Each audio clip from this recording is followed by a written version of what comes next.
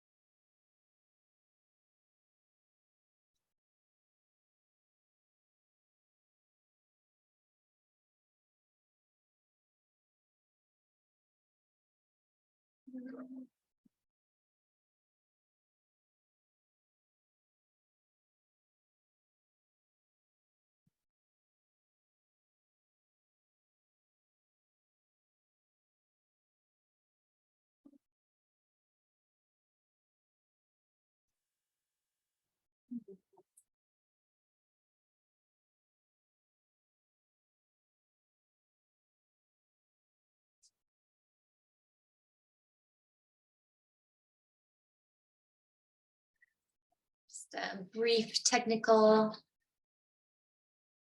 situation.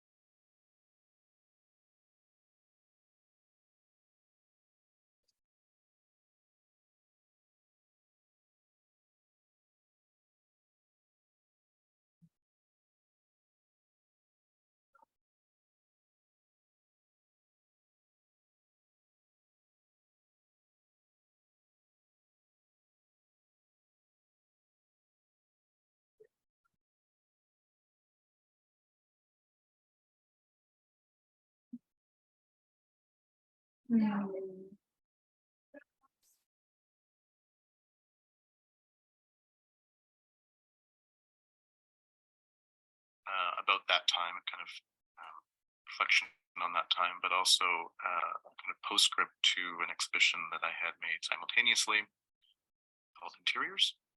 And this essay is called Reflections on Interiors.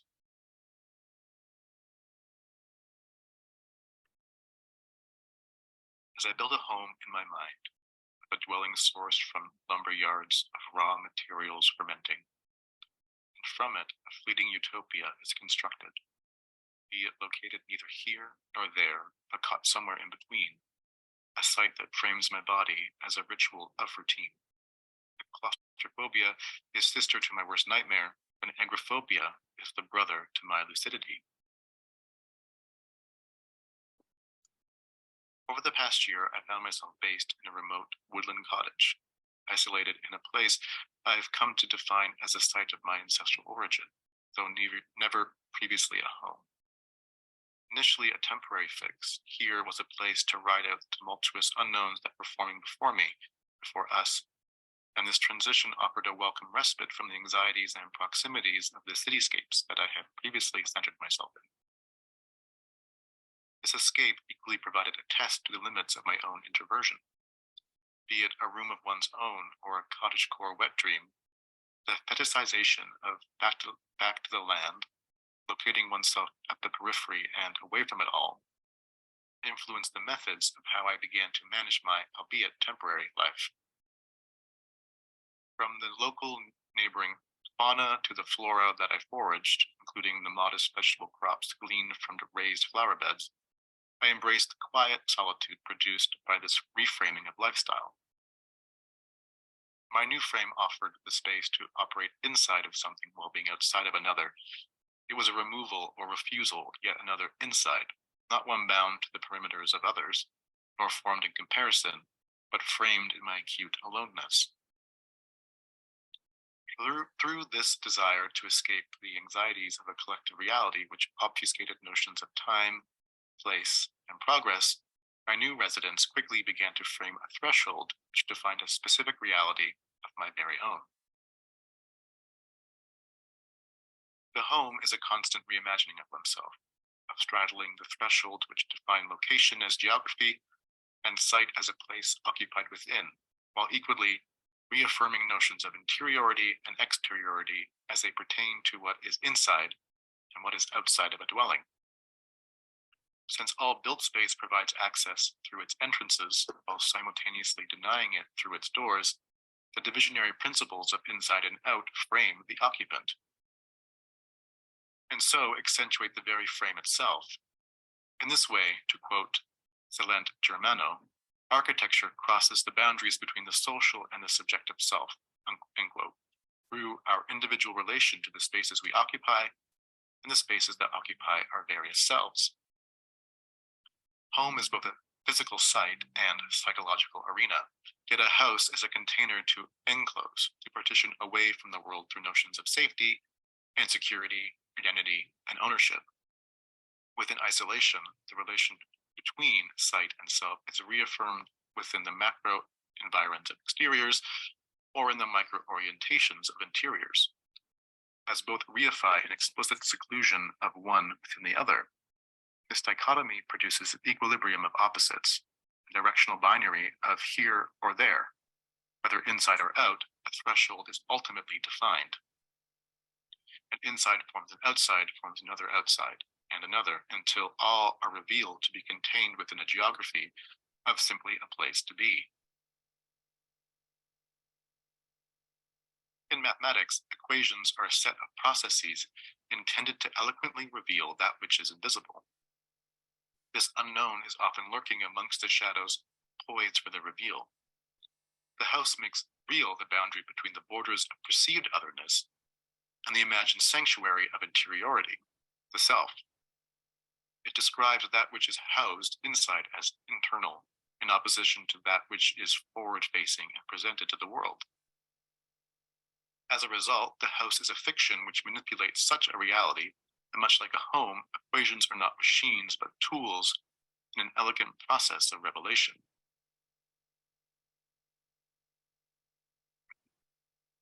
Over time, the frame of my enclosure accentuated an unwavering feeling of otherness that evoked an uncanny familiarity. I grew into this structure like a well-seasoned mollusk, a ripe troglodyte. Carrying my house on my back, the world outside of it became overly distant, accentuated by a kind of vastness which equally accentuated its frame. Through this turning inwards, was I effectively rejecting my being as present in the world, as being in while effectively being out? Transitioning from inside to outside further illustrated this boundary of separation, making the partition more real than the world I had constructed there. Networked through rudimentary access to the internet, odd remote jobs, and fitness routines. Stepping out into a further inside, an isolated arena of wilderness surrounding me rearticulated the borders of this otherness as further unfurling into a kind of wilderness. The longer I sat on the edge of the periphery, the further it expanded, radiating outwards like a growing sinkhole. Pronounced in both time and space, this distance ultimately resulted in the feeling of being somewhere else, necessitating switching from codes of here and now to then and there. Here was a frame which came to define the limits of before, yet equally the expanded arena of after, both shaped only in relation to each other. All the while, I couldn't help but wonder, was I becoming architecture, or was architecture becoming me?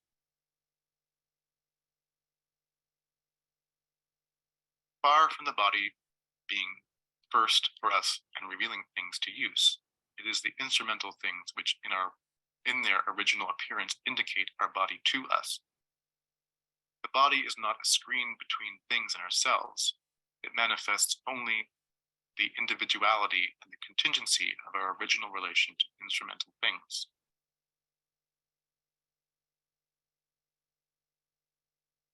Architecture is a process of alienation. It cannot see itself.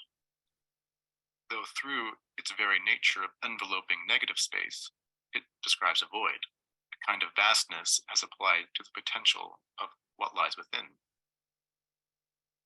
The exterior defines the limits of the inside while equally the beginnings of an outside. As to quote the seminal architectural book, A Pattern Language, quote, "A building is most often thought of as something which turns inward, towards its rooms. People do not often think of a building as something which must also be oriented toward the outside." An outside, equally defined as an edge, a boundary is a two-sided line. Through this exterior frame, the subject is subsumed by its embrace, equally defined by a robust musculature of a container containing containment. As a result, the subject is tethered to interior space as metaphor, a room of many rooms, or in particular, a closet. This miniature enclave is situated within a larger enclosure. It offers both an opportunity to either occupy or escape from. To, quote, "come out" of the closet articulates the existence of a former interiority. Its existence is only defined once being outside of it, away from it. A void is only determined after it is actualized as empty. The whole is only present once something is removed. The quantum vacuum is more like an ongoing questioning of the nature of emptiness than anything like a lack. The ongoing questioning of itself and it itself is what generates, or rather is, the structure of nothingness.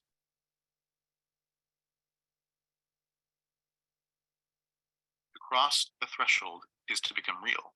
A house, like a closet, a box only signals its contents once opened.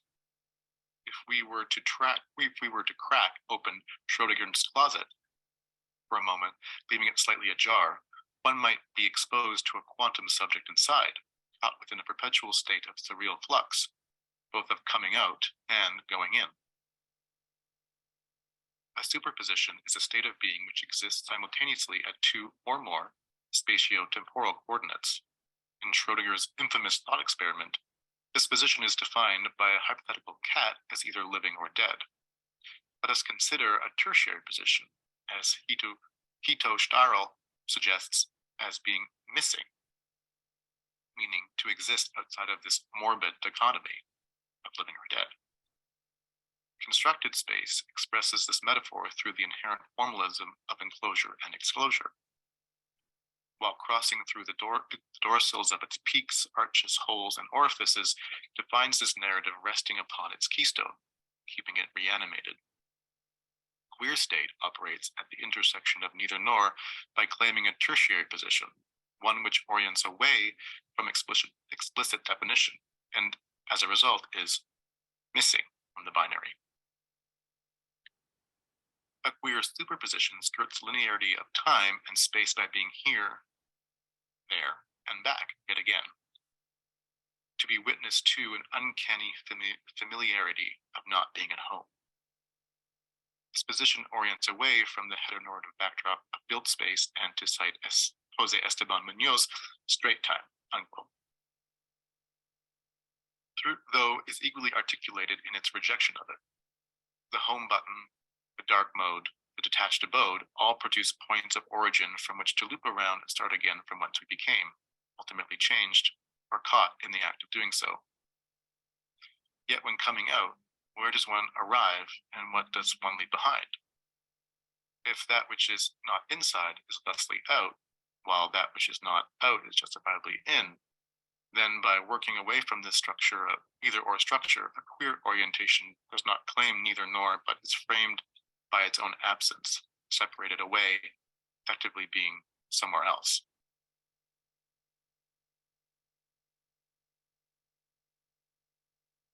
If, by definition, every inside has an outside, has an inside, has an outside, then coming out is just as equally a process of going in, of leaving one particular architecture to leap into another for a supposedly better fit, or formed in relation to it.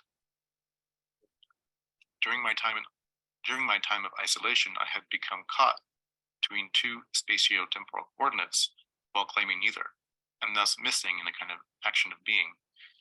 Shifting between these definitions, the house became a metaphor for my existence, separated, remote, single, alone, and missing out on a time when everything felt ultimately like an inside and separated from each other, kind of communal closeting. As Jack Halberstam claims, quote, the house too can jump between significations, presenting all at once safety and refuge, domestic terror and abuse, the carceral, possessive, the market, and the city, unquote. In this loss of ground, with a foundation crumbling along its edge, peering over it from the house on my back, I too flip-flop between signification, jumping between seeing my queer body as a building and my attempts at rebuilding a queer body, all without suitable blueprints. I was neither inside nor out, but somewhere didn't exist at either of the two. In this longing to locate a place to be, the ricocheting between here and there meant that I ultimately never arrived. Now, no longer isolated, this longing for a site to situate oneself still propels the search to locate myself, to cross the threshold and to arrive fully formed, yet no longer elsewhere. Thank you.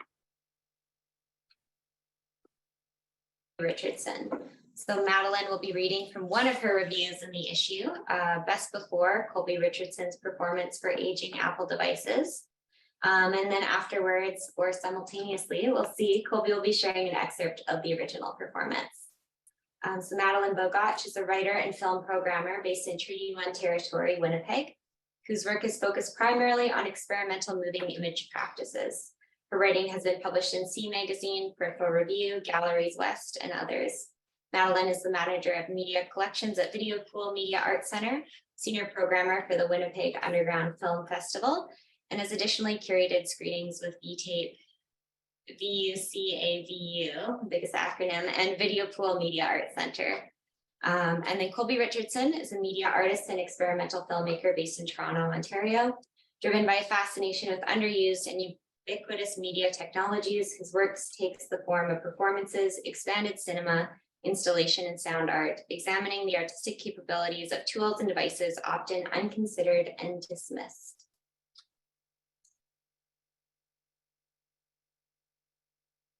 Thank you, Lauren. Best Before, Colby Richardson's performance for aging Apple devices.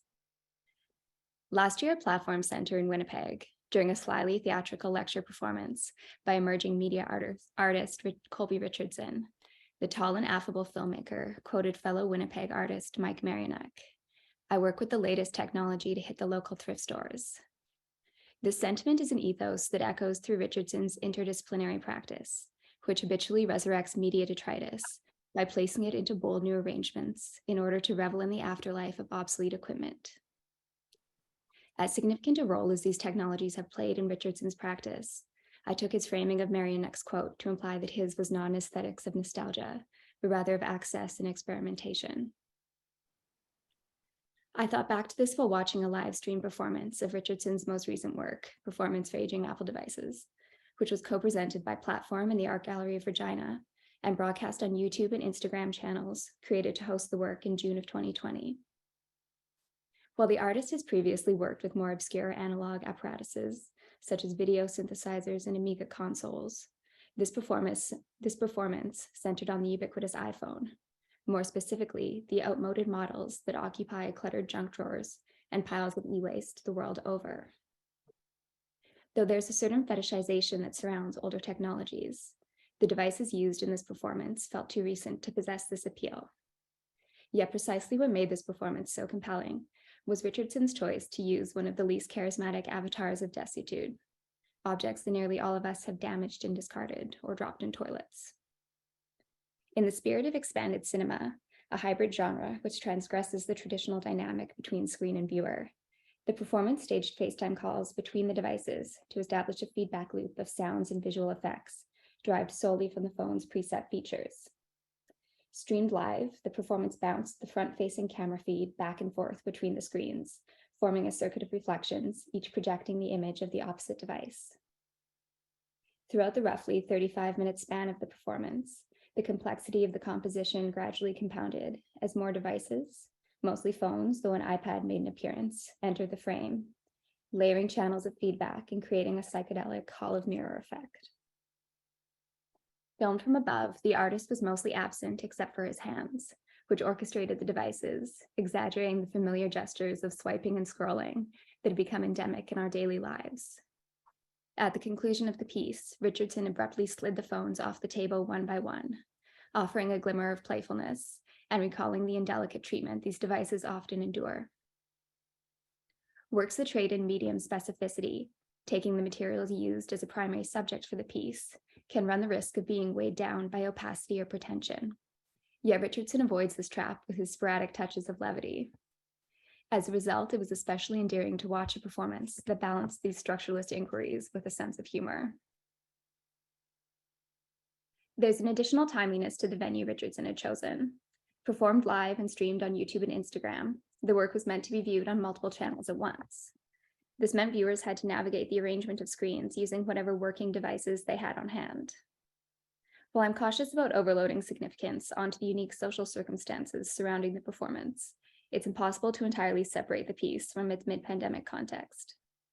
Although it was planned in this form prior to lockdown, the effect of viewing the work alone on multiple devices simultaneously was crystalline to the moment of collective and simultaneous isolation. Performing dual roles as both an instrument and subject, the cracked screen iPhone, featured prominently here, was an ideal totem for our culture of rapid, planned obsolescence. In this context, not only did these objects symbolize their short shelf life, but performance for aging Apple devices also suggested the commensurate acceleration of the outmoded to fetish pipeline, the pace by which obsolete technology returns to culture in the form of collective nostalgia.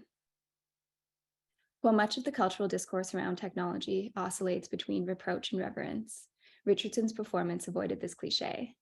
If there was a virtue espoused in his performance, it was resourcefulness rather than abstention. Freeing the performance from the burden of didacticism allowed the underlying playfulness to flourish and cleverly escaped the poles of deprivation and determinism that so often frame discussions around technology. If the physical condition of the phones indexed their inherent disposability, then the sounds they produce expressed the relentless grip they have on their users' psyches. Richardson clearly recognized this bondage and instrumentalized these functions in order to provoke some Pavlovian triggers. At one point, the artist used the text-to-speech function to recite the iTunes Terms of Service Agreement at a delayed speed.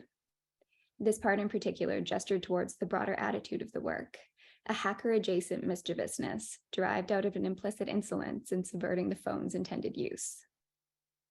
The viewer's familiarity with the devices was leveraged well in performance for aging Apple devices, which exploited the hyperlegibility of the objects to exhibit the raw potential in their creative misuse.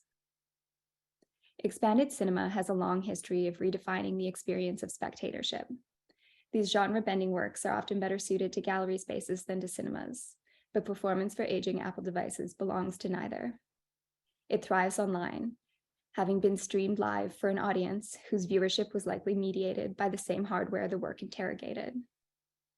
As atomizing as this mediation can be, Richardson had managed to negotiate these conditions by bringing the spirit of expanded cinema into the intimate realm of the smartphone. Whether premeditated or not, the question of liveness, which has haunted the discourse surrounding moving image performance, was elicited here in a hyper-timely fashion. Performance for aging Apple devices succeeded because it did not attempt to simulate an unmediated experience.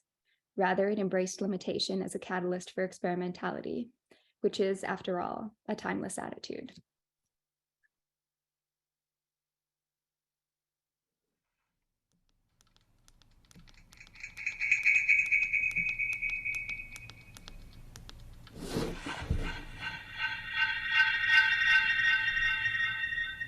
Speak selection reads selected content.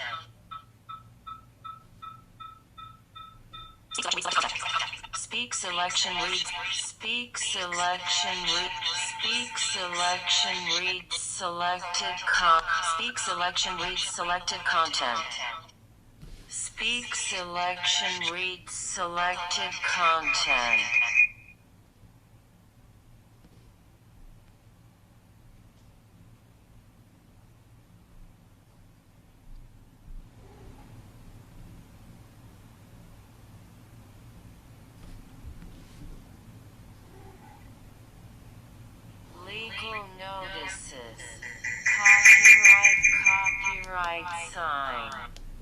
1983 to 2017 Apple Inc.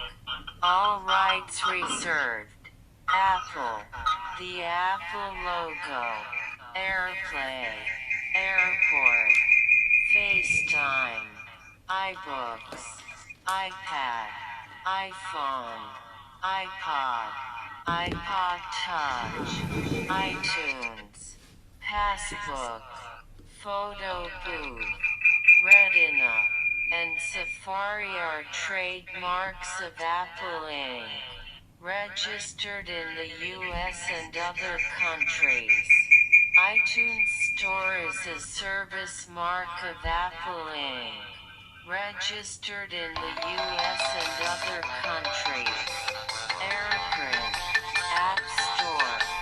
Flyover. Guided access.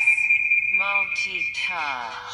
And Retina are trademarks of Apple Inc. iOS for app asset the auto this crown portion copy marker Peripheral Nike is a trade source features Vantage Intel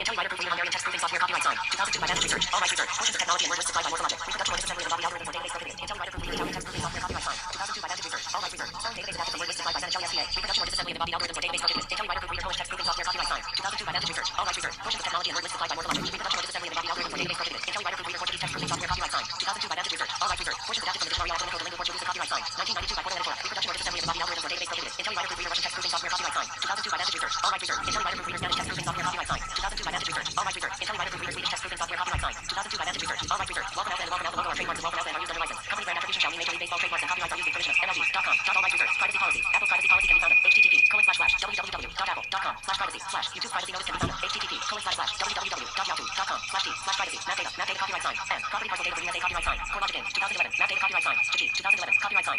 Increment P Corporation. 2011. http://www.incrementtc.co.uk/01001HTML. Business listing data copyright sign. Luckily. 2011. Mapping data for Australia and New Zealand copyright sign. Map Data Sciences Pty Limited Incorporated. 2011. PSMA www.malware.com.au/link/data copyright sign. This software contains postal code and data copied by Apple under a sub-license from PMTI station. Parties licensed by Federal Post Board. Copyright sign. TomTom. All rights reserved. This material is proprietary and subject to copyright protection. Database right protection. Neighborhood data copyrights. Map data copyright. Acknowledgement. Portions of it. Copyright. This soft 1. It's 2. 3. Anna Aiken. Mehmet Aiken. Initial developer. Zebra. The original code is Zebra. Double the initial developer. The original code is Anna Aiken. Mehmet Aiken. Portions created by the initial developer or copyright. C. 2006. The initial developer. All rights reserved. The contents of this file are subject to the Mozilla Public License version 1.1. H. Software distributed under the license is distributed. Copyright sign. This software is provided by the Alice Group with Expressly. The Anvil Project. Copyright sign. All rights reserved. Redistribution and music. Redistribution to source code must retain the above copyright. Redistributions in binary. Under the name of Transgaming Inc. This software is provided by the copyright. Apache Software. Apache License. Apache Software Foundation. Kosher. Library. Colby. Nato Sans Font. OpenFST. Sources. Apache License version 2.0. January 2004. 2004. Terms and conditions for use. Reproduction. Reproduction. Reproduction. Reproduction. Reproduction. Reproduction. Reproduction. Reproduction. Reproduction. Reproduction. And distribution. 1. Definitions. License shall mean the terms and conditions for use, reproduction, and distribution is defined by sections 1 through 9 of this document. Licensor shall mean the copyright owner or entity authorized by the copyright owner that is granting the license. Legal entity shall mean the union of the acting entity and all other entities that are controlled by, or are under common control with that entity. For the purposes of this definition, control means I, the power, direct or indirect, to cause the direction or management of such entity, whether by contract or otherwise, or II, Ownership of 50%. 50% or more of the outstanding shares, or 3 beneficial ownership of such entity, you or your, shall mean an individual or legal entity exercising permissions granted by this license.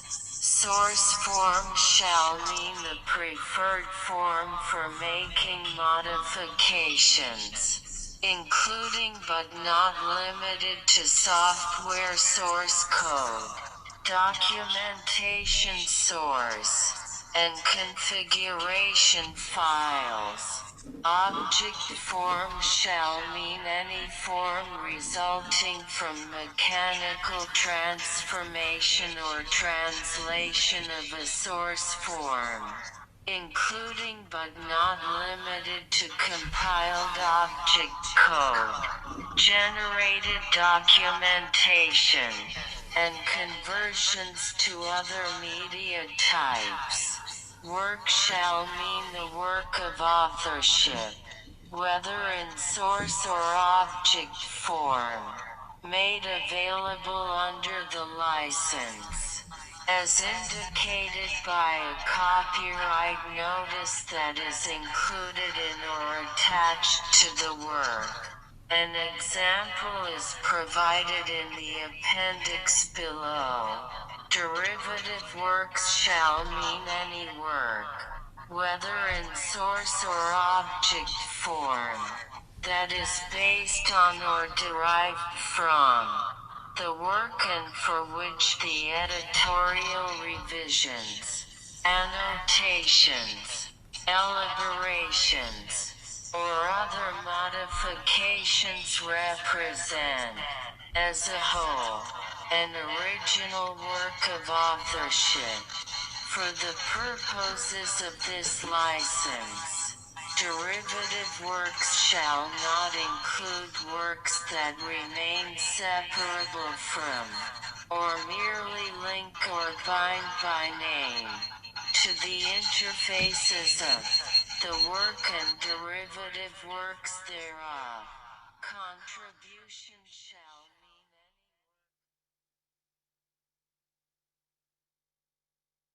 mean Thank you so much, Colby and Madeline. I just want to also note that the artists would like to give a special thanks to Unbound AV, which is an exhibition on VUCAVU, which Performance for Aging Apple Devices is a part of until December 11th. Those who are interested could head on over there to watch the rest of the piece, as well as a lot of other exciting programming. I did look at it today, and it is definitely worth a look. Yeah, thank you so much, Madeline and Colby.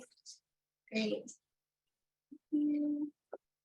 So next we'll be sharing this lovely conversation between artists and contributors Amanda Boulos and Jasmine Reimer. In this conversation, Amanda and Jasmine speak about the drawings we created 1 year ago in their interview titled Images of Mothers with Breasts. Jasmine is based in Berlin and Amanda is currently an artist in residence at the University of Victoria. So they pre-recorded this conversation for us. Amanda Boulos has shown at Arsenal Contemporary, Gallery Nicolas Robert, and Anna Lenowens. Boulos is the winner of the 20th RGC Canadian Painting Competition and was recently the Isabel Pope Artist in Residence. She's a collective member at the Plum and a programmer for the Toronto Palestine Film Festival. Jasmine Reimer is an artist and writer based in Berlin, working in sculpture, installation, drawing, and creative critical writing. She investigates states of transformation, mythology, and symbolism, including sacrality and the grotesque. Reimer is currently working on a research book project that investigates the relationship between art practice and spiritual experience. To everyone here,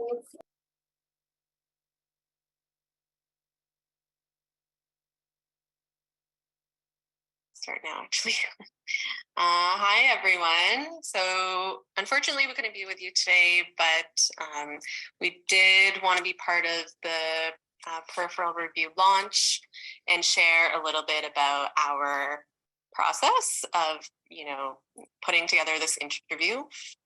And I really enjoy this format of being on Zoom with Jasmine, because this is how we kind of did it. We are in different places. Jasmine is in Berlin, and I'm in Toronto, and this interview was conducted during, severe lockdowns and during COVID, of course.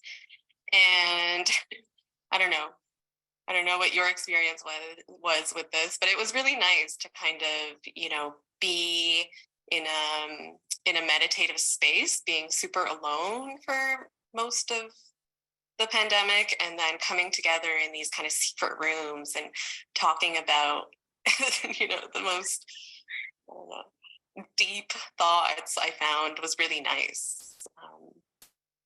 Yeah, I liked it actually. It was a nice close space, and I think also it felt a bit unlimited. I think we just let our minds wander out loud to each other, and I found that really generative and helpful, and also just a bit cathartic too, just to get ideas out of my head. So yeah, it was a really good experience. Yeah, at times it kind of also felt, I don't know, like it was like we were kind of like making a cult of sorts, or like there was this weird language that we were developing that we feel so internally. I found like diving into those, I don't know, almost not quite subconscious, but like those subconscious feelings of like your body and like your weird shadows that you hide inside this kind of like flesh space that we wear. And it was really, I don't know, it was really nice. Yeah, you're right there. I think we were kind of taking a flashlight to dark places that like don't normally get language. That is maybe like also the very base of our practices, what we do in the studio.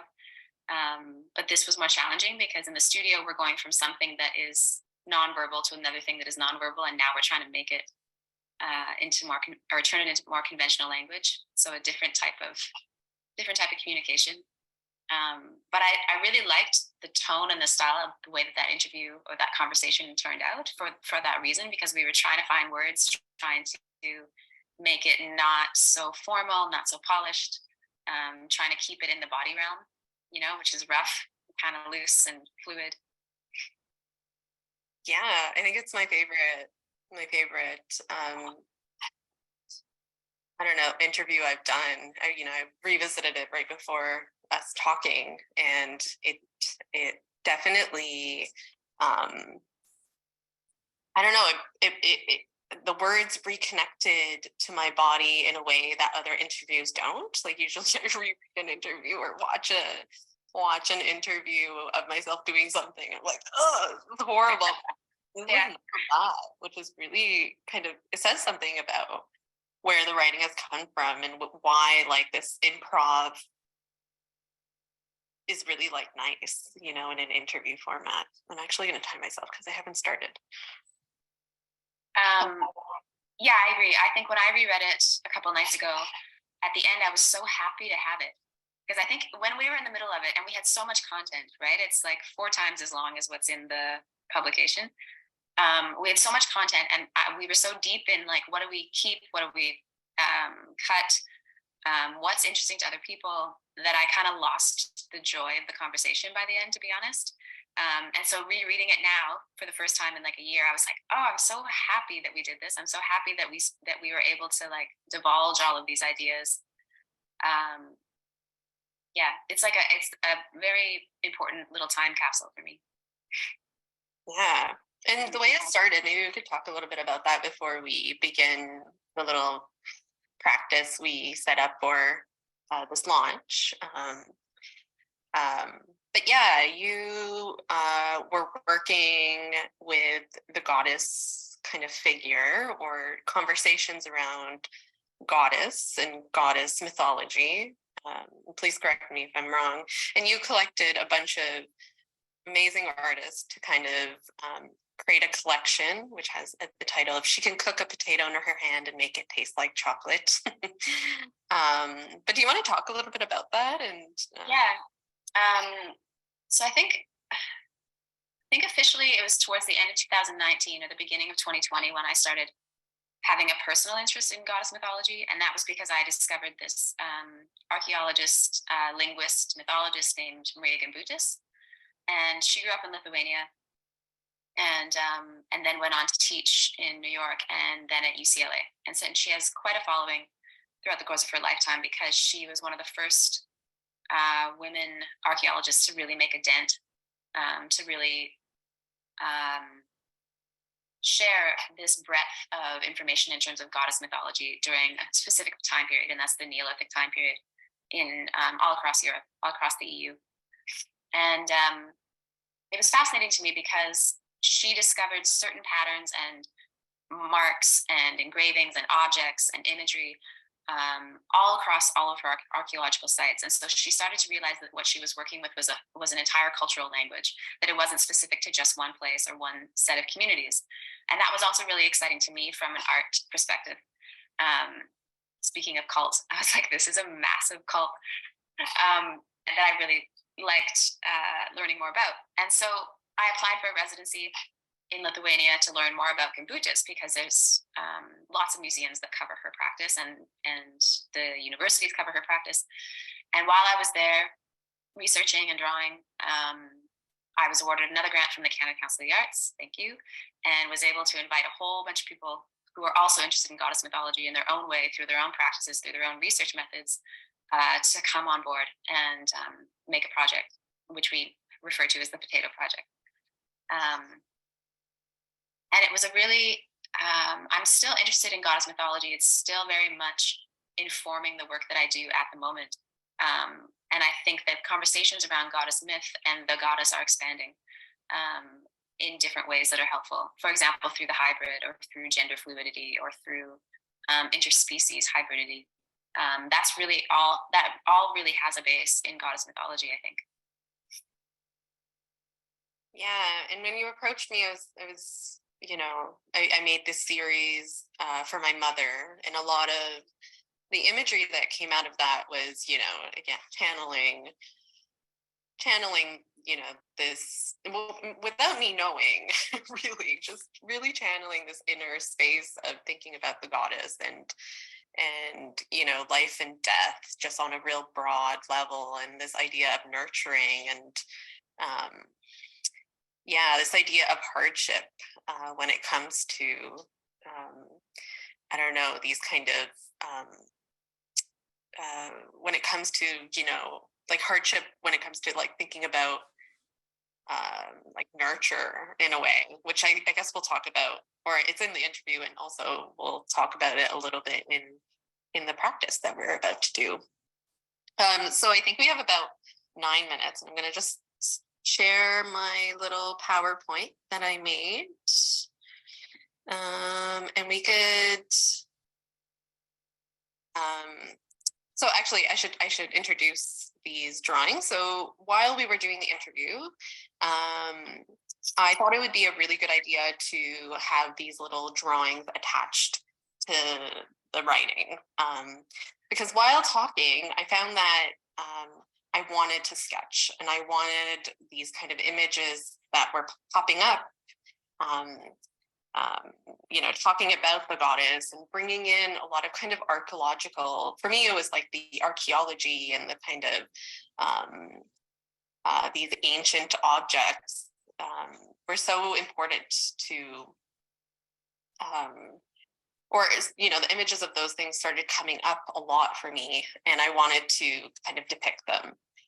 So I started, or we shared a bunch of prompts, and that's where these sketches came from. And I thought it'd be a really cool idea to kind of just read the images for the launch today. And we're gonna read each other's images. So Jasmine is gonna read my drawings, and I'm gonna read Jasmine's drawings as a way of kind of trying to see if some of the same conversations repeat that we started in the interview, and we could continue just briefly today. I don't know if you want to add anything to that. Sorry. Yeah. I think in the same way that when we were rereading the interview, I think these sketches that we made that were prompted by us through these verbal prompts, we would send each other just a couple of words or a sentence to initiate the sketch. I think to revisit these now is also a really sort of refreshing opportunity for us to see where we were at a year ago in terms of like our ideas and the way we were generating like symbols and colors and images, and how also maybe we influenced each other during the process of having these conversations.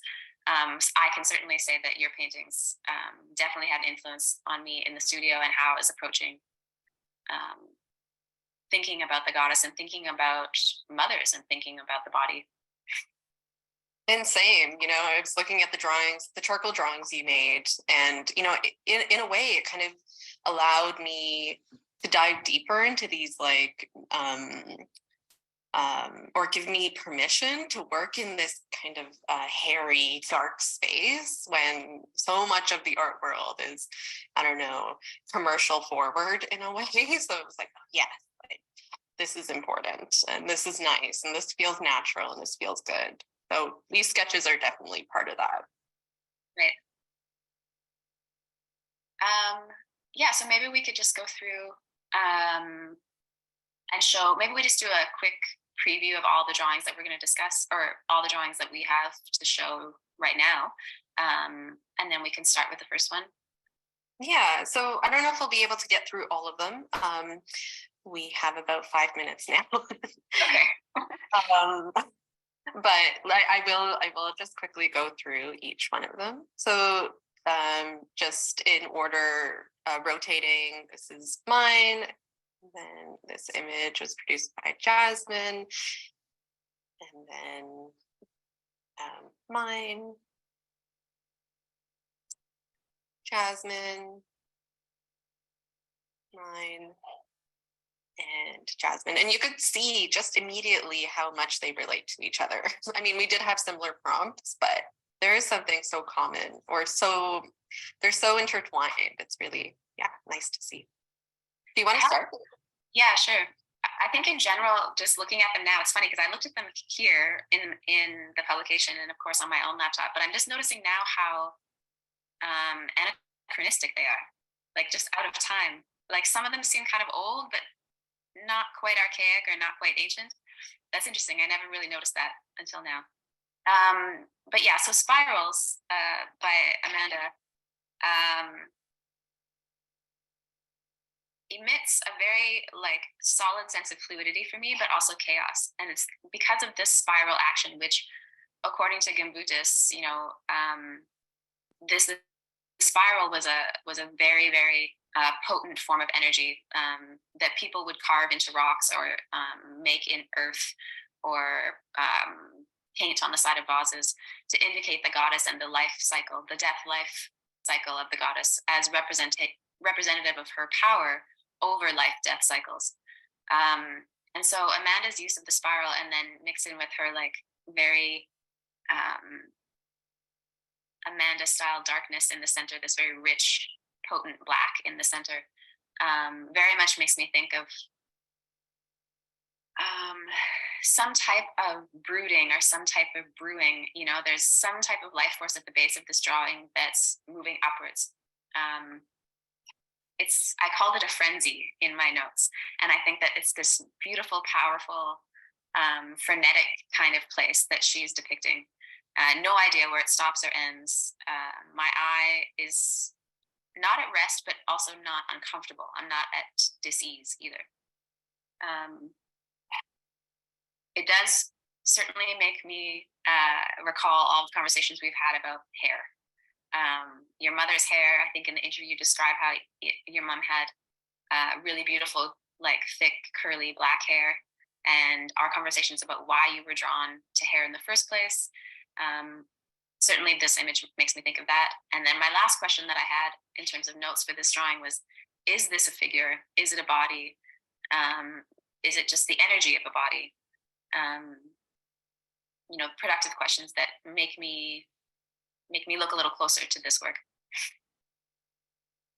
Yeah, I don't know if we have time to answer these questions, but I really love this reading because it does.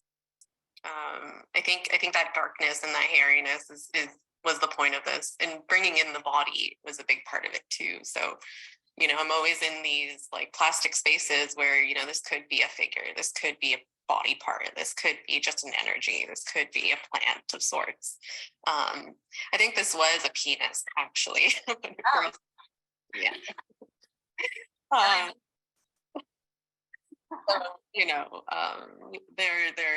I love these kind of spaces, ambiguity, or just like, if you're unconscious, or, semi-conscious drawing, was very much welcomed in this interview and this kind of prompt. Swirls. Okay, like breaths on the brain because of reading the interview and the titles and everything. So I didn't go to the other side. I'll try harder next time. I'll try to get there. No.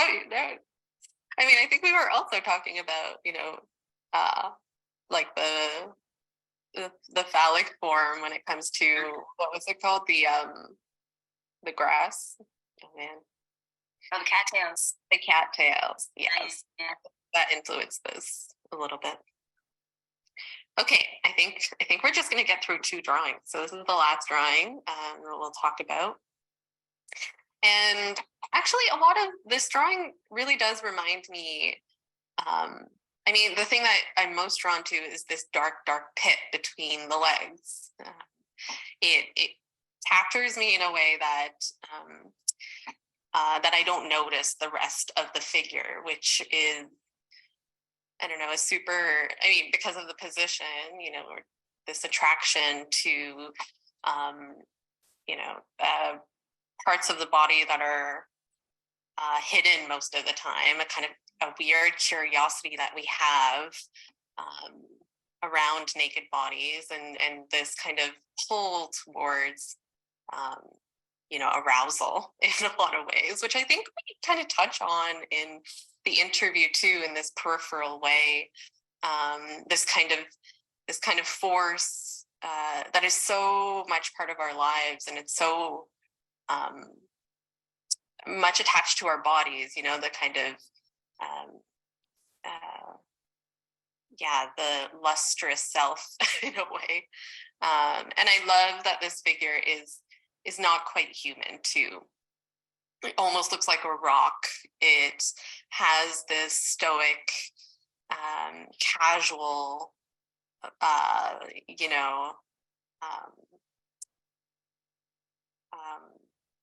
don't know, mask-like feeling to it. It's hiding, but also revealing at the same time, and especially indicated with that foot kind of hiding part of this darkness. I do want to talk about or maybe I want to pose a question just so you could respond in the 30 seconds we have left. But I do wonder about these kind of built up spaces, like, what are the different textures doing here? And I'm especially interested in you talking about that dark space between the legs. Yeah, well, I think the textures are for exactly that, for texture, but also a nod to the history of the marks that I was learning about, and to make it not so clean. Like, I think sometimes when I'm drawing, I want people to know I'm drawing. And so I add lots and lots of marks to show the work, because I enjoy it. The dark spots, the dark areas that are where the genitals are supposed to be visible or would be visible. That's my way of taking something outside of language that we immediately want to classify, that can be problematic to immediately want to classify. So in the bigger drawings, the goddess drawings I did, that's the way it usually is as well. The genitals are completely blacked out with this really saturated black. Yeah, and this, it reminds me, we don't have any time, so maybe I'll save the big conversation for the interview. Check out the interview; it's really great. And it does remind me of this, these ideas that we were talking about when it comes to transformation and this ability for our bodies to transform, and how kind of natural it is, right, within our history and as our, fleshy selves as well. And our psychology too, right?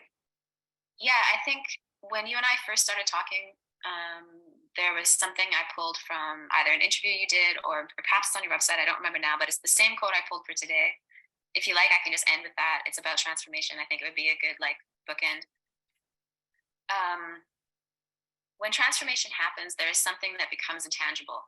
You have to leave your old shell behind. The memory shifts and changes and becomes a symbol, constantly mutating the further you get away from the moment of transformation. Awesome. Yeah, I think that sums up very much a lot of the types of ideas that Amanda and I were investigating in our conversations, but also in our work for the Potato Project and outside. This idea of what happens when things change bodily, physically, for me, spiritually. What does it leave behind? What does it produce? What gets stuck in between? Okay, I think this is a perfect place to end. Sorry, we're a little over peripheral review, but I hope you enjoyed this. And if anyone is interested in talking to us further, please email us. We'd love to hear from you. But yeah, enjoy the rest of the lunch. We'll see you. Thanks very much. It's super fun.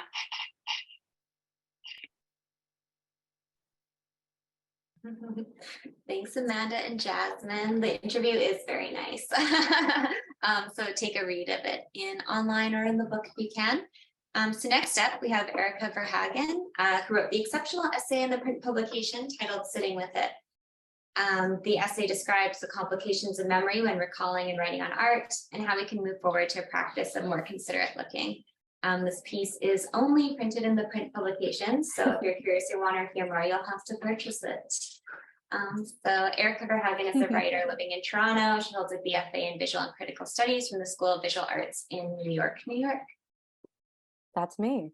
I guess I wanted to say one thing quick before starting, which was a thank you to Lauren and Angel. I was going through the text because it's a bit chunky and trying to find a good excerpt and landed on sort of the beginning of it, which talks about a temp job I had as a gallery attendant right when I was out of university and the experience of looking at art through an extended period of time, like sitting with a show for 2 months for many, many hours a day. And I was thinking about the nice little meta narrative of reading that with you guys who have spent probably more time with this text than anyone, including myself. And I really appreciate all that sort of extended attention and stewardship and all that. So I'm going to get going now. It had been decided to close the James Turrell skylight at the Museum of Modern Art's Long Island City Outpost, PS1, in spring of 2019. For years, it had been a room of calmness inside the repurposed public school, made up of sloped teak paneling, built-in seating, and a hole in the ceiling with a perfect view of the sky, an attentive, meditative experience of the heavens. The room had closed after a piece of scaffolding from some nearby construction infiltrated that view, turning the piece back into a regular window. I was working a temp job as a gallery attendant, a security guard with half an ounce more prestige, at a blue chip gallery in Chelsea at the time, with the same view through the skylight that Turrell was so afraid of, an ebullient blue sky with immense barbaric scaffolding. I would look up and watch workers weave through the skeleton of a new skyscraper being built by the Hudson River. Watching construction work from a distance makes it look easy, more like idle pacing, as if the spirit of movement is all that is necessary to pull a building up onto itself. Turrell's interrupted skylight, formerly known as Meeting, is a constructed space of perfect attention, maybe even the sort of non-attentive attention one might associate with meditation, or, as a little girl, quoted by Peter Sheldall in a 2013 review said, "It's like a TV." Meeting uses the power of stillness to animate the sky into a sliver of action, reminding me of the Claude glass, a small convex mirror used by tourists in the early 18th century while sightseeing. Users would stand with their back to a site and view it through the mirror, where it would appear as a reflected framed image, slightly tinged by the mirror's pleasing yellow patina. It's a farcical scene, a tourist making their way to a monument only to purposefully turn away. But the Claude glass offers a means of viewing a site as an image. It acts like Turrell's sliver of sky, allowing for visual experience unburdened by the overwhelming input of democratized space. At PS1, the otherwise pleasant vacantness of the space framing the work allows you to access it. A quiet gallery can also have that unburdened visual experience, especially if you work there, without the sheepishness of being a visitor. For most of the 2 months I worked at that gallery, I sat in front of a little vitrine of ephemera that had me constantly asking people to remove their hands from the glass top. On the wall behind it were 3 still lifes by Brooklyn artist Getty Saboni, titled Still Life with Eggs, Scarecrow, and Brown Bottles.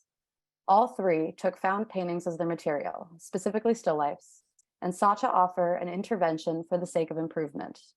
Scarecrow, a so-called oil-on-oil painting, offered a palimpsest of this act of amelioration. Saboni removes a pear and an orange, leaving the residual color in the space where they had previously overlapped with other fruit. He removes part of a rooster, but allows its floating head to remain. This approach was not novel within the show, which took Asker Jorn's modification paintings and the concept of the détournement at the center of its curatorial vision. That is, the reconstruction of a past work into something new and often subversive. The bulk of the show's pieces are executed on the top of the work of strangers, or colleagues, or past selves. It's a concept for a group show that's tight and graceful enough to make you suspicious that it hasn't been done to death already. It's also funny that this sort of gallery would be so concerned with Jorn's concept, since détournement is, to quote Guy Debord, first of all, a negation of the value of the previous organization of expression. On paper, the détournement acts like a gesture towards devaluing, or at the very least, revaluing.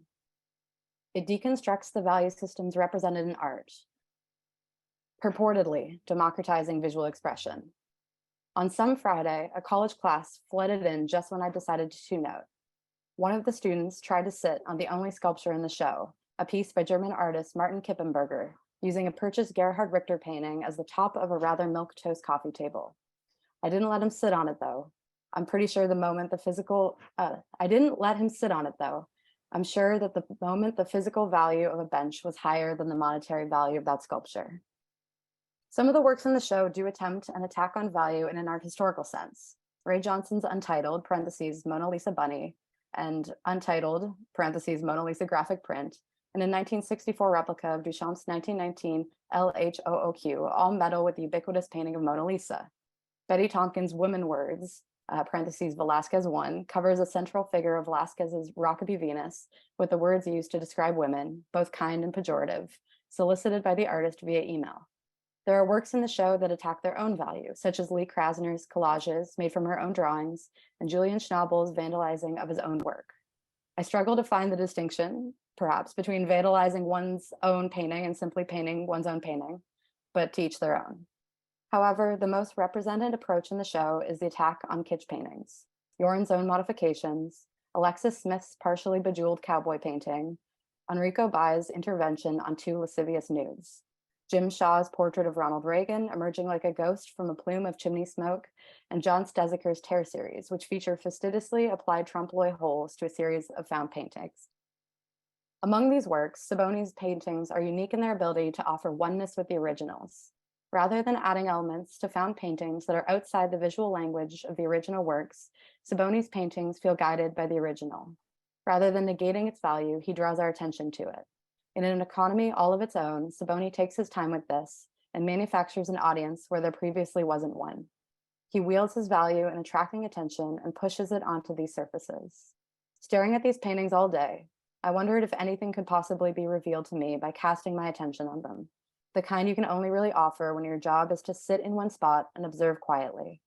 I spent hours staring exclusively at the 12 paintings within my sightline, which possibly awards me the honor of being the person who spent the most amount of time looking at that show. In one of my college courses, we were made to go to the Met, pick an artwork, and stare at it for 60 uninterrupted minutes. I imagine this apparently indispensable pedagogical experiment was intended to show us what might be uncovered when we remove the blanket of distraction from viewing a work, or perhaps to suggest the productivity of enforced boredom. My completely arbitrary choice was Ferdinand Hodler's The Dream of the Shepherd, a 250 by 130 centimeter painting of a shepherd boy sitting on a rock. He is either in the midst of a dream or rather vexatious thought with his head in his hand, while a frieze-like line of nude women pose gracefully above him. Whereas he is fully formed, the women behind are more naturalistic traces of forms. Perched closer to the horizon, they are small, but occupy the position of giants. That description is about the extent of what I achieved by staring at that painting for an hour. My expectation was that the hard work of giving attention to a painting might reveal something to me. I sat in contemplation of a painting of a young shepherd sitting in contemplation and thought I might be rewarded for it. Thank you.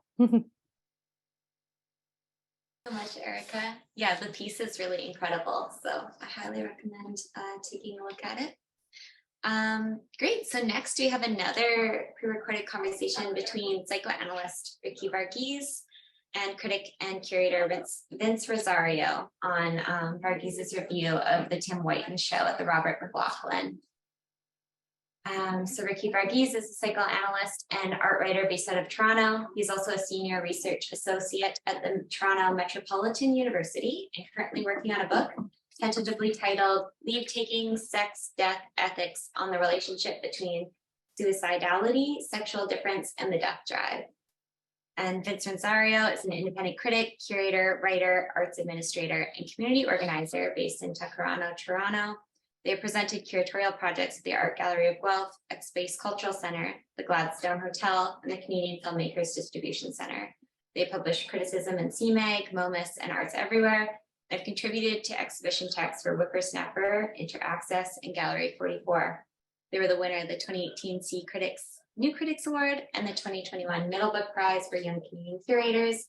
And they are co-founder of Bricks and Glitter, a grassroots intergenerational BIPOC arts festival, and currently serve on the board of the Whippersnapper Gallery. Hi everyone, my name is Varghese, and this is my friend and collaborator, Vince Rozario.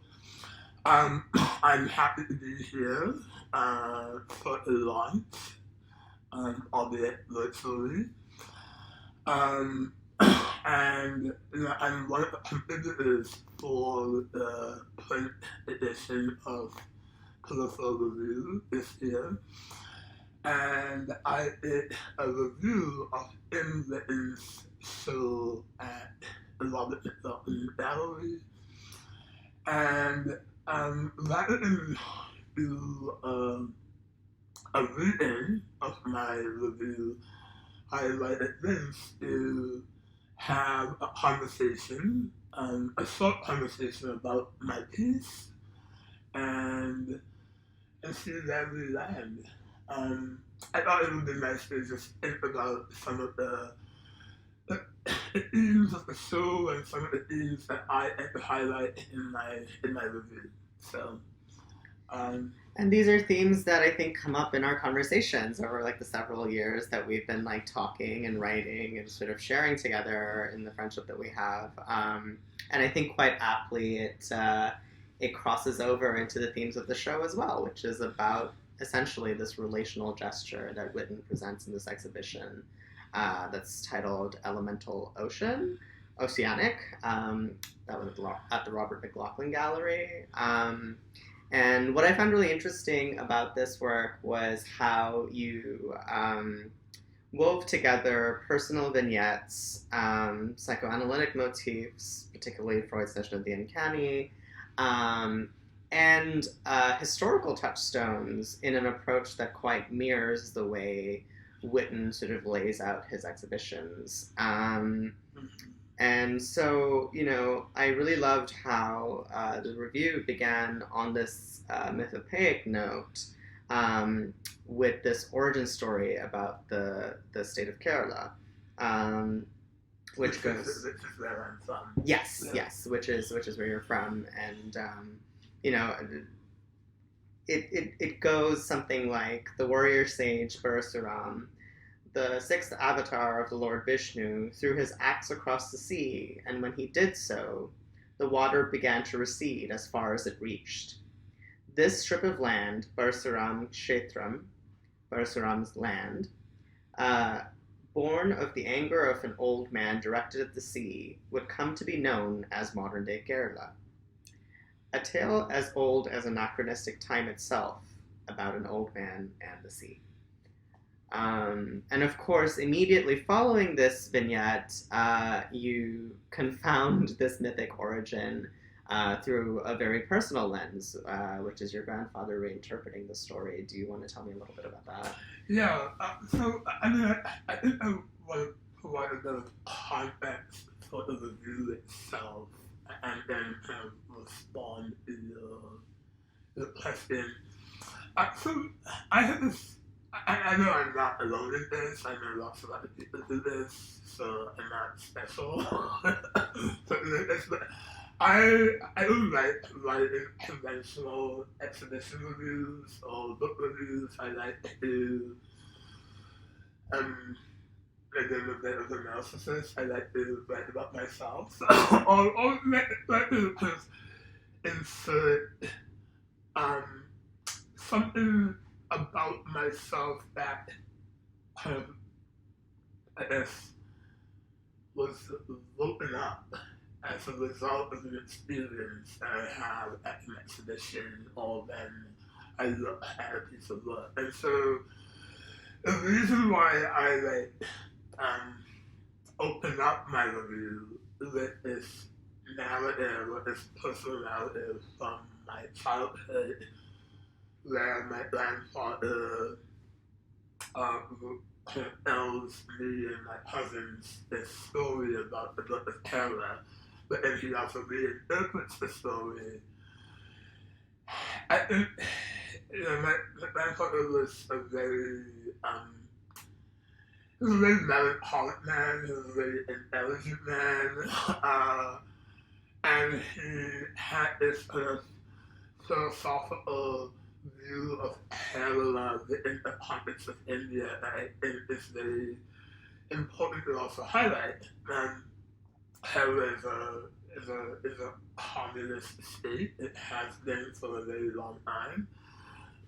And by communist, I mean, what I really mean is that it's a social democratic state, or what we understand in North America as democratic socialist.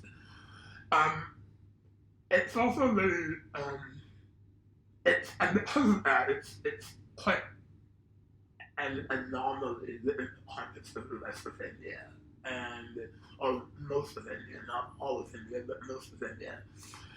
And it's a state that is highly educated, people read a lot of books, people are immersed in literature and philosophy and art, and my grandfather wanted to, I guess, make sense of what he understood as a very specific kind of melancholia that is unique to, I suppose, how he understood what it meant to be a Carolite.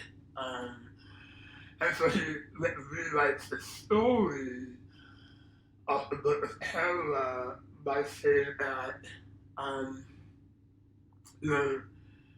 Kerala, because it's a coastal state, it had this romantic view of the state as something that the sea did not want, that the sea had rejected.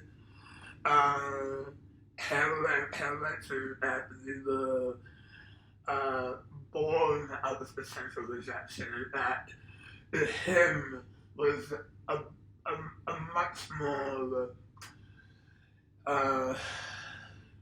interesting way to understand Carolite subjectivity as and the melancholic subjectivity at that than this origin story, which is quite violent, and also quite violent in a very gendered sort of way.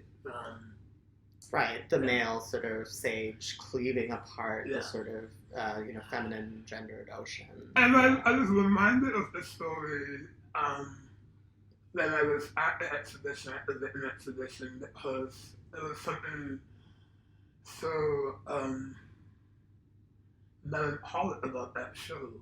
And what I mean by melancholic is there was a kind of inexplicable sense of longing in the show that I inexplicable, so I didn't have a way to describe it except by trying to connect the show to this memory that I had from my own life and my own childhood. And it was my way to kind of enter the show. I believe that we all enter shows or experience art from whatever position we occupy in the world, right? Yeah, I mean, and I think from the images that I saw at the exhibition, so much of the way it was laid out, the objects just sort of bore this trace of like, of bodies, you know, whether it's clothes, whether it's something like a broom propped up, a glass broom propped up in the corner, you know, these are objects that were like sort of moved here by hands that then become absented. And so I think that tension is what I think gives rise to this melancholic affect. I think we've talked about this in relationship to the work of Doris Salcedo, not to sort of go off on a whole tangent, but this sort of the feeling felt kind of similar in that way. And you know, it's as you were saying in the review, it's both the study for a work of visual poetry and this blueprint for the artist's own complex memory palace. And in that, it becomes something that can never fully be read, really, or interpreted or historicized. It has to be, it becomes sort of an opening for a form of experience. And the way it engages, Witten uses the term oceanic, which of course has a longer sort of epistemic history, which we can get into. You know, it's a state of subjectivity, as you sort of summarize, or subject formation, that sort of touches on like a shared humanity, a sense of like a transcendence of being, an interconnectedness between one and other.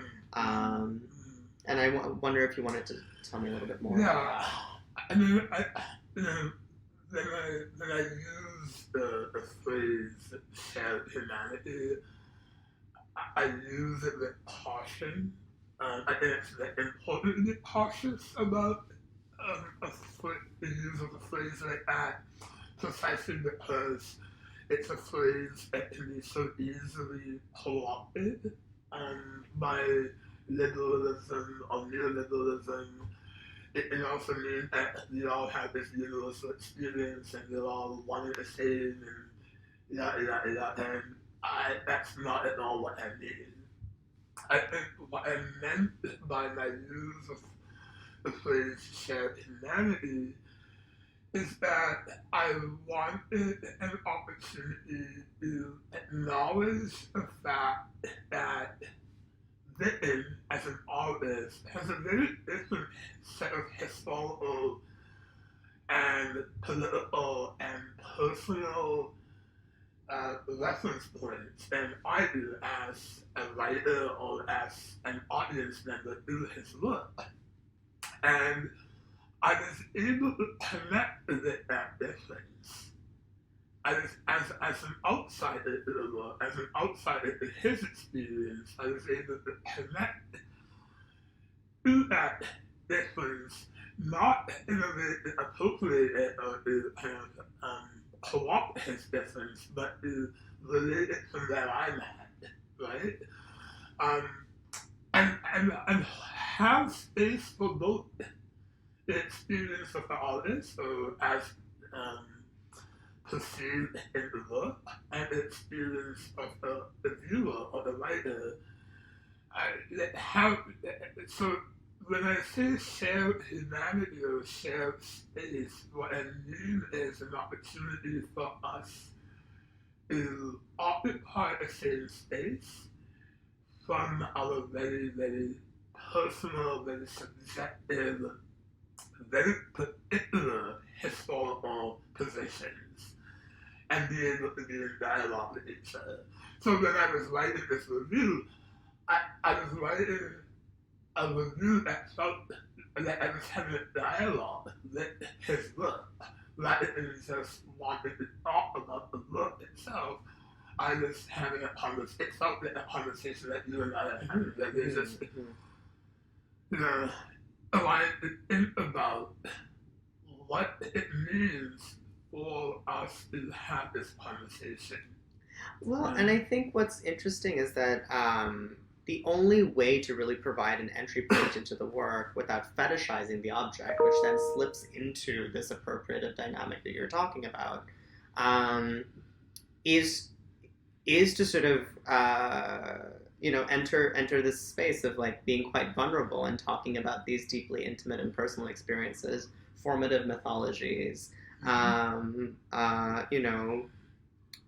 memories that sort of glance at what is being sort of felt, but perhaps meander around that experience, right? Because it's almost impossible to capture the depth of that of that affect, which seems to be kind of also how the exhibition itself is designed.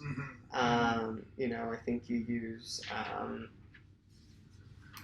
the phrase apprendre vivre as a kind of motif here as well.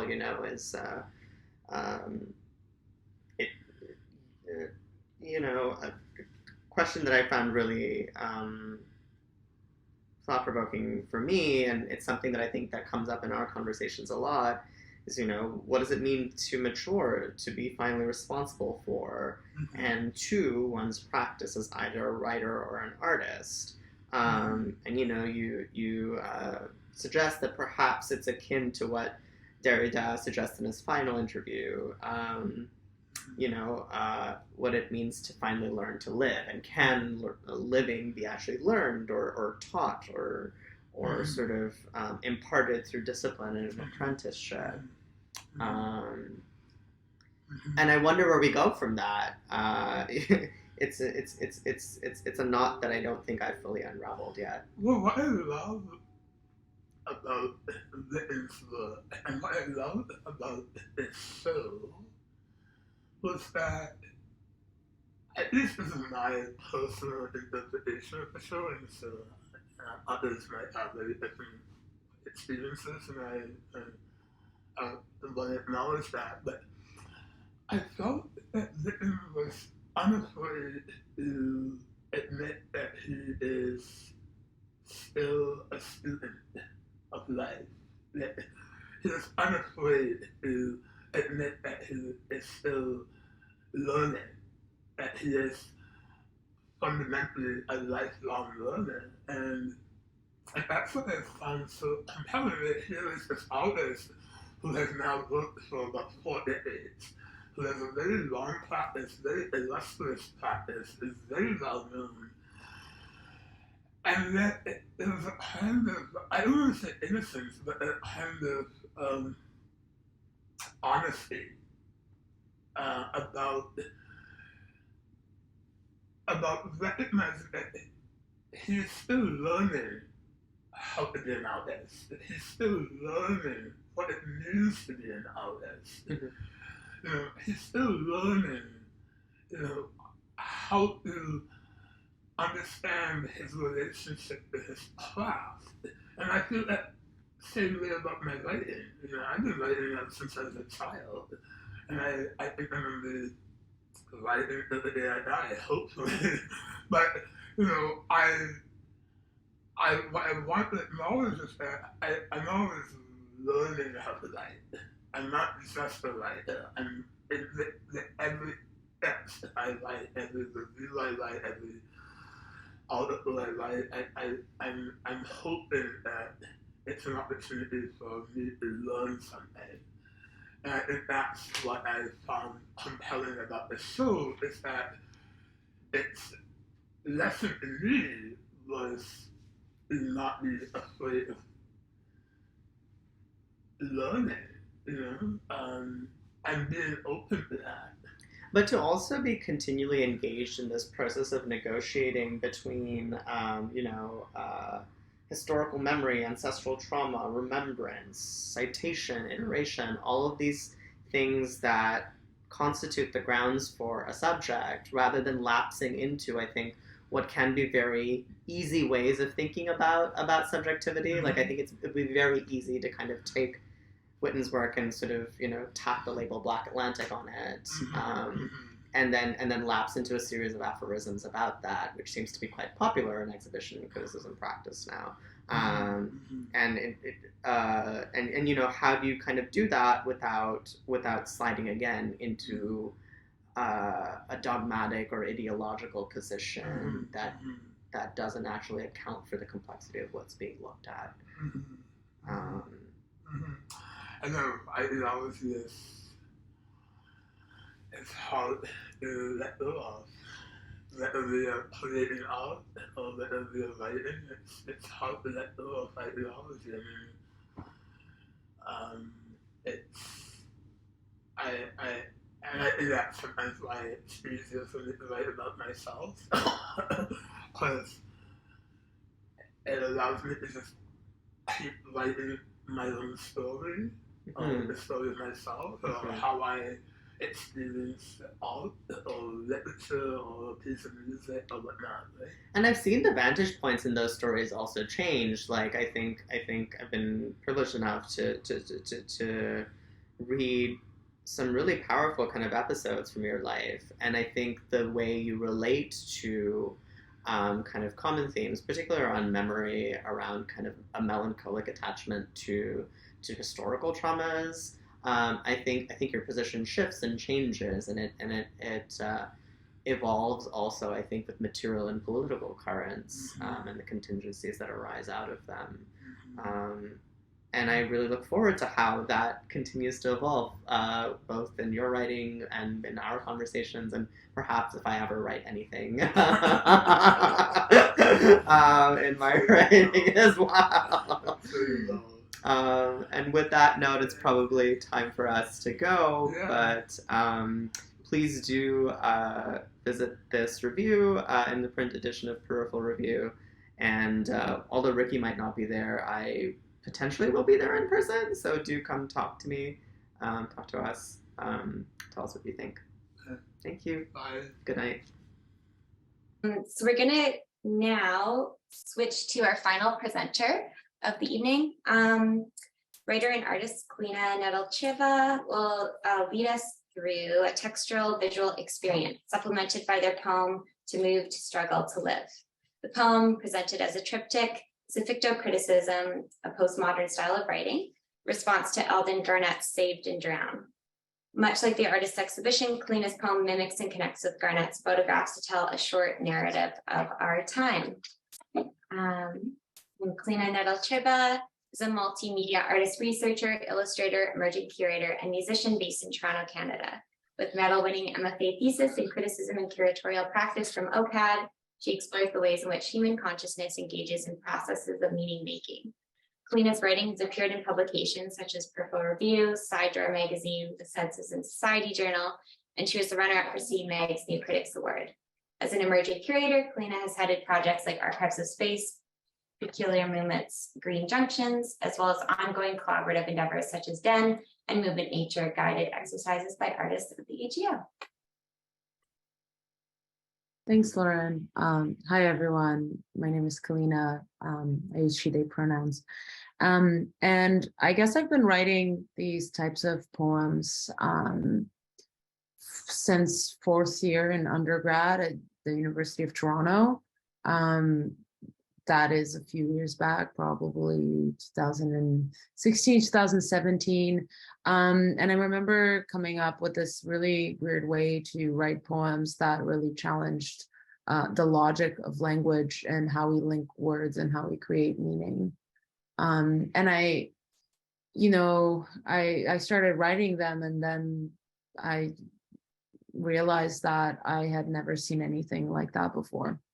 So I just started to develop them. And actually, Peripheral Review was the first publication to publish these poems. I don't know, like 5 years later. And I did try in the beginning with an undergrad, and just a bunch of poetry magazines were telling me it's too experimental and this is not what they usually publish. So my ficto-criticism review or response to Eldon's exhibition really felt like these experimental poems were an appropriate way to recognize it. So I'm going to read it one way. So I'm going to read the entirety of the poem. But there is 4 ways that you can read the poem. So my poems are divided into, well, this particular poem is divided into 3 quadrants or columns, I would say. And then you can read each column on its own, and then you can read it across. And the idea is that it would read like a poem and it would make sense like a poem. Yeah. So this is also the first time I'm performing it live. So bear with me and I guess wish me luck. Angel, could you please share the screen? I don't know if, thank you. And we're gonna sync start it because I also have it on my end and have to time it with the timer. Okay, 1, 2, 3, go. Unspeakable truths capture my soul. This is negation.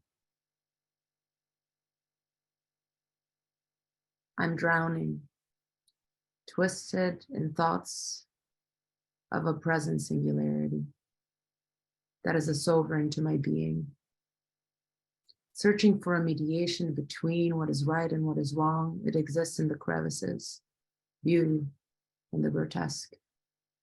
I am told these are universal truths of reality, but they are absent like bird songs in winter. Reverberations of hope.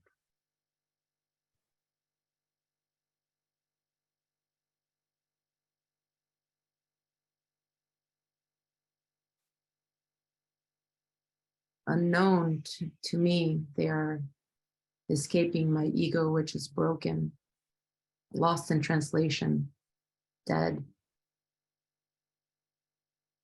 Are these abject apologies, truths, or lies that ring in my ears?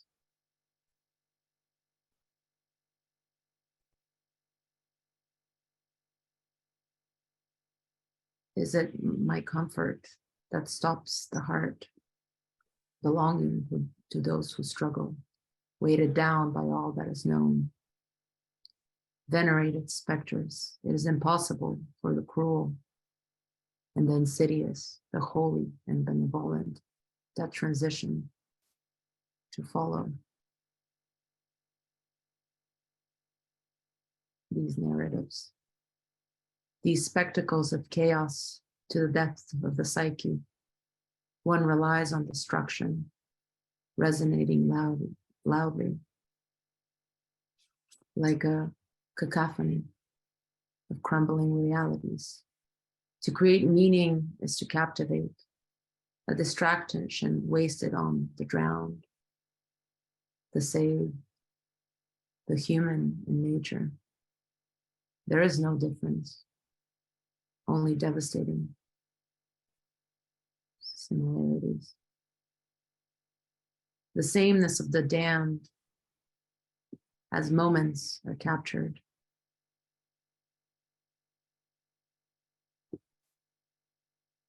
Histories are written. They are passing through time unnoticed, screaming for remembrance, unmarked and unidentified. They swirl like typhoons, but no one notices. The ugliness diverts the eyes. Intertwined in devastation, we move on. Change course.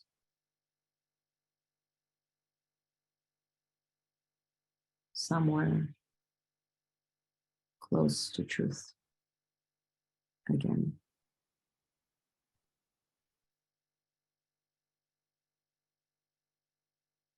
We forget who we are. No one wants to look in detail into the chasm of human origin, because there lies the promise of resilience. We don't know what to make of it. Self-destruction is the only answer, a ticking bomb waiting to erase, waiting to implode, to take my captured soul with it and forget, to devastate those who are left, are negations that propel you to oblivion, and the only thing that stands in the way, expecting the rejuvenation of life is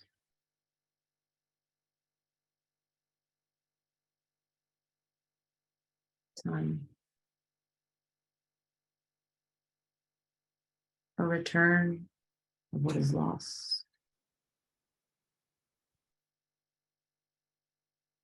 Gone.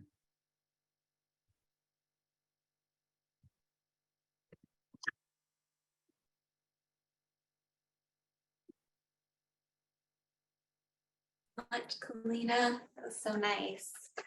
And thank you so much to all our presenters this evening. We're so thrilled to be able to incorporate this into like a hybrid and in-person event. And special thanks, of course, to our like hosts here at Read Books, like Lindsay, Jake, and all the other ECU staff, as well as our little teams, myself, Angel, and Sanjit. And more importantly, thanks to you, all our viewers, for tuning in and celebrating with us.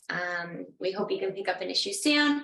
And don't forget to use that discount code that's being dropped in that chat there for free shipping tonight. Otherwise, you can pick up the issue in person here at Read Books in Vancouver, Art Metropole, and Issues Magazine Shop in Toronto, Alani Jenny's Gallery in Guelph, the Plug-in ICA bookstore in Winnipeg, or you can book through an appointment at the library and archives at the AGO or the Vancouver Art Gallery. So thank you so much, everyone. Yeah, until next time, thank you so much.